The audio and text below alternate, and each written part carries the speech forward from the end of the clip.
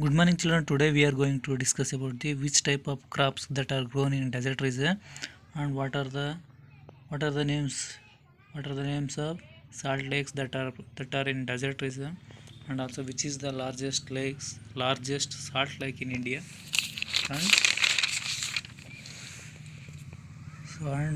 famous architectures, and also rivers of India that are classified into North India, rivers of North India and rivers of South India, and which are the rivers of North India and which are the rivers of South India. So okay, all these things we discussed here in this class. Before going to discuss all these things, so just we recall what we discussed in last class. Okay.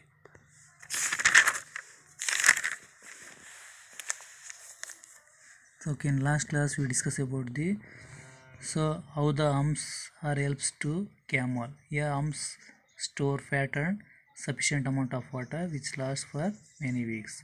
And why we call camel is a ship of desert, because camel is suitable for desert region, and camel transporting goods and carrying passengers in deserts. That's why we call it as camel is the ship of desert. So okay, now let us come to our topic.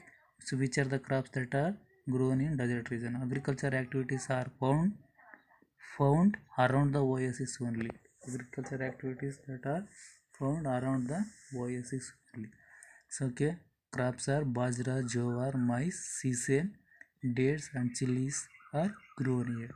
Okay, and also there are some salt lakes in these deserts, and there are also some salt lakes in these deserts, so known as playas, for example Sambar, so Digwana and Sargo lakes. Okay, there are some salt lakes in deserts, so known as playas, for example Sambar, Didwana, Sargo lakes.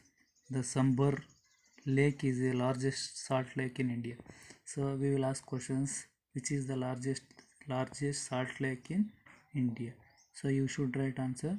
Sambar is in a Sambar lake is the largest salt lake in India. So next, you should know this.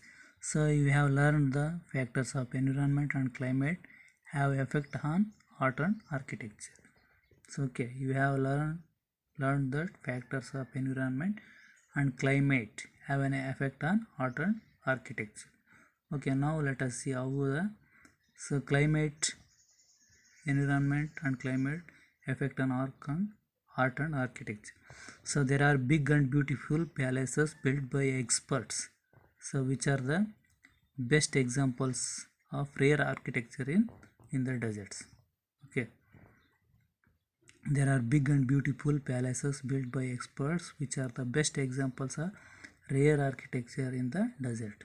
So example, Jaipur, Ajmera, Pushkar and Mount Abu are the places so famous for such architecture in Rajasthan. Okay, here there is a famous architecture that are located in Rajasthan are examples. So Jaipur, Ajmera, Pushkara and Mount Abu are the famous places for architecture. Okay, I will once again repeat it. There are the big and beautiful palaces built by experts which are the best examples of rare architecture in desert region. Which are the best examples of rare architecture? So rare means small amount.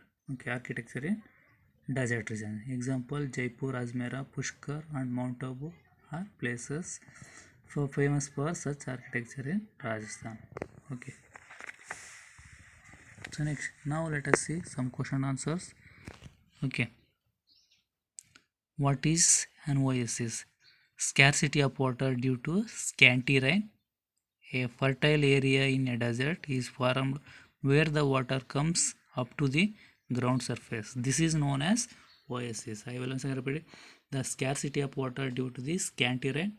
A fertile area in a desert is formed where the water comes up to the ground surface. This is known as oasis. So write any three features of desert. A camel. A desert is a vast, dry, sandy area so with very little vegetation. A desert is a vast dry sandy area with very little vegetation. So the temperature is high and climate is dry. The temperature is high and climate is dry. The scarcity of water due to scanty rain. Okay. So next, paste in a picture of camel in the given space. Write the sentence above. Write the 4 sentences about it. So okay, next, rivers of India. So there are many river systems in India. There are many river system in India. So there are one of the natural resources. So here rivers are the one of the natural resources. They are the one of the natural resources. So there is a diversity in the origin. So origin means boron, direction of flowing also, and volume of water also. So there is a diversity in origin, direction, flowing of water, and volume of water. Thus the rivers of India can be classified into two groups. Okay, that's why. So rivers of India can be classified into two groups. So rivers of North India and rivers of South India. Okay, now let us first discuss about the rivers of North India. The major river systems of North India. The major river systems of North India are Indus, the Ganga, the Brahmaputra, and their tributaries. Okay, so I will once again repeat it. The major river systems of the North India are the Indus, the Ganga, the Brahmaputra, and their tributaries. Okay, so most of them rise in the Himalayan mountains. The rivers of North India, that are most of the rivers rise in Himalayan mountains. They are the perennial rivers. They are the perennial rivers. The northern plains are fertile. So due to the deposition of alluvium carried by the rivers of North India. The northern plains are fertile due to the deposition of alluvium carried by the rivers of North India. They are the best for agriculture activity. Yeah? So North Plains are best for agriculture activities. So famous ancient historic and pilgrims centers are situated on the banks of these rivers. Okay, famous ancient historic and pilgrim centers are situated on the banks of these rivers. Example, Delhi, Agra, and Varanasi. So all these are situated on the banks of all these famous places that are situated on the river banks, near the river banks. Okay, so in next class we are going to discuss about the rivers of South India. Thank you and all.